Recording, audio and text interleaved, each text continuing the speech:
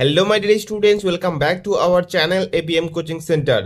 My dear students, আজ আমি তোমাদের ক্লাস 6 এর পরিবেশ ও বিজ্ঞান বইয়ের 7 নম্বর অধ্যায় তরল ও গ্যাসীয় পদার্থের স্থিতি ও গতি থেকে পুরো চ্যাপ্টারের গুরুত্বপূর্ণ শর্ট প্রশ্ন, বড় প্রশ্ন এবং সাথে তার উত্তর দেব। তাই তোমরা অবশ্যই প্রথম থেকে শেষ অবধি পুরো ভিডিওটি মনোযোগ সহকারে দেখবে। ওকে, চলো আর কোনো রকম কথা না বাড়িয়ে আমরা সরাসরি প্রশ্ন উত্তরগুলো দেখে নেই। সবার প্রথমে আমরা দেখে নেব এই চ্যাপ্টারের গুরুত্বপূর্ণ শর্ট প্রশ্ন। তোমাদের প্রথম প্রশ্ন হলো চাপ কাকে বলে? উত্তর, একক ক্ষেত্রফলের উপর প্রযুক্ত বলকে চাপ বলে। তারপরে 3 নাম্বারটি পড়বে একই ক্ষেত্রফলের উপর যদি বলের পরিমাণ বেশি হয় তাহলে চাপের পরিমাণ কি হবে? উত্তর, একই ক্ষেত্রফলের উপর যদি বলের পরিমাণ বেশি হয় তাহলে চাপের পরিমাণ বেশি হবে। দেখো, আমি এখানে যে প্রশ্ন উত্তরগুলি তোমাদের শুধুমাত্র দেখাবো, তোমরা কিন্তু সেগুলি ভালোভাবে পড়বে, তাহলেই হয়ে যাবে। আর যে প্রশ্নগুলি বলবো না সেগুলি তোমাদের পড়ার কোনো দরকার নেই। এসআইতে বলের একক কি? উত্তর, নিউটন। এসআইতে চাপের একক কি? উত্তর, পাস্কাল। 1 কিলো পাস্কাল সমান সমান কত পাস্কাল? উত্তর, 1 কিলো পাস্কাল সমান সমান 1000 পাস্কাল। কোন তরলের পার্শ্ব চাপ কিসের উপর নির্ভর করে থাকে? উত্তর, তরলের গভীরতার উপর। জলের গভীরতা বাড়লে চাপ বাড়ে না কমে? উত্তর, বাড়ে। তরলের গভীরতার সঙ্গে চাপের কি সম্পর্ক লেখো?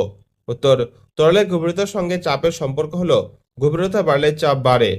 তরল বা গ্যাসের প্রবাহ চাপের উপর কিভাবে নির্ভরশীল? উত্তর, কোনো তরল বা গ্যাসের দুই স্থানে যদি চাপ অসমান হয় তবে বেশি চাপের স্থান থেকে কম চাপের স্থানে তরল বা গ্যাস প্রবাহিত হয়। প্রযুক্ত বল ও ক্ষেত্রফলের সঙ্গে চাপের সম্পর্ক কি?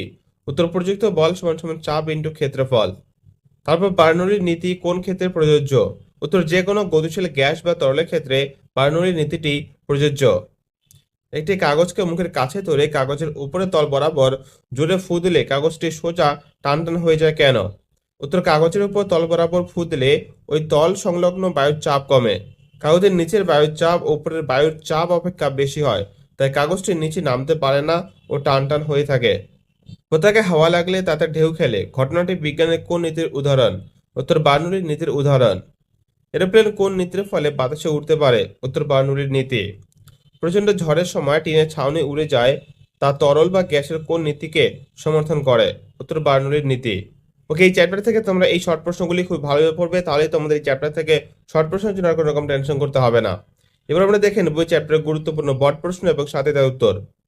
তোমাদের প্রথম প্রশ্নটি হলো একই বল বিভিন্ন ক্ষেত্রফলের উপর প্রযুক্ত হলেও সর্বদা তার ফলাফল একই হবে। এক্ষেত্রে তোমার মতামত দাও। এর উত্তর তোমরা এখান থেকে এটুকু করে নেবে। দেখো, আমি তোমাদের বড় প্রশ্নগুলি শুধুমাত্র প্রশ্নগুলি বলে দিচ্ছি, তোমরা উত্তরগুলি নিজেরাই এখান থেকে ভালোভাবে দেখে নেবে, কারণ উত্তরগুলি বলতে গেলে কিন্তু ভিডিওটি যথেষ্ট লম্বা হবে। তারপরের প্রশ্ন, সমুদ্রের গভীরের মাছ চারটা আকৃতির হয় কেন? এর উত্তর তোমরা এখান থেকে এটুকু লিখবে এবং এখান থেকে শেষ করবে। জল ভর্তি একটি প্লাস্টিকের বোতল নেওয়া হলো, এর থেকে বেশি জল ভর্তি একটি গামলা নেওয়া হলো। বোতল ও গামলাটিকে একটা রবারের নল দিয়ে যুক্ত করা হলো। জল কোন দিকে প্রবাহিত হবে? তোমার উত্তরের সপক্ষে যুক্তি দাও। এর উত্তর তোমরা এখান থেকে এটুকু লিখবে এবং এখান থেকে শেষ করবে। বিছানার উপর টান টান করে পাতা চাদর এক টানে তুলে ফেলা যায় না, চাদরের কিছুটা অংশ বিছানার সঙ্গে লেগে থাকতে চায়, এর কারণ কি? এর উত্তর তোমরা এখান থেকে এটুকু করে নেবে। তার পরের প্রশ্ন, বার্নৌলি নীতিটি উল্লেখ করো। এই নীতিতে দৈনন্দিন জীবনে ঘটে এমন একটি ঘটনা উল্লেখ করো। এই প্রশ্নটি কিন্তু তোমাদের অত্যন্ত গুরুত্বপূর্ণ একটি প্রশ্ন, তাই অবশ্যই তোমরা খুবই ভালোভাবে এটি করে নেবে। এর উত্তর তোমরা এখান থেকে এটুকু করবে। দ্রুতগামী ট্রেনের কাছে দাঁড়ানো বিপজ্জনক কেন? এর উত্তর তোমরা এখান থেকে এটুকু লিখবে এবং এখান থেকে শেষ করবে। ঝড়ের সময় কখনো কখনো খড়ের বা টিনের চাল উড়ে যেতে দেখা যায় কেন? অথবা জোরে ঝড় হলে টিনের চাল উড়ে যায় কেন? এর উত্তর তোমরা এখান থেকে এটুকু করে নেবে। এবার তোমাদের এই চ্যাপ্টারের লাস্ট প্রশ্নটি হলো, পরীক্ষার সাহায্যে প্রমাণ করো যে তরলের পার্শ্বচাপ আছে এবং পার্শ্বচাপ গভীরতার উপর নির্ভর করে, অথবা তরলের চাপ গভীরতার উপর নির্ভর করে, পরীক্ষার সাহায্যে প্রমাণ করো। এর উত্তর তোমরা এখান থেকে শুরু করে একদম এই অবধি লিখবে। ওকে মাই ডিয়ার স্টুডেন্টস, এই ছিল তোমাদের এই চ্যাপ্টারের সকল গুরুত্বপূর্ণ শর্ট প্রশ্ন এবং সাথে বড় প্রশ্ন।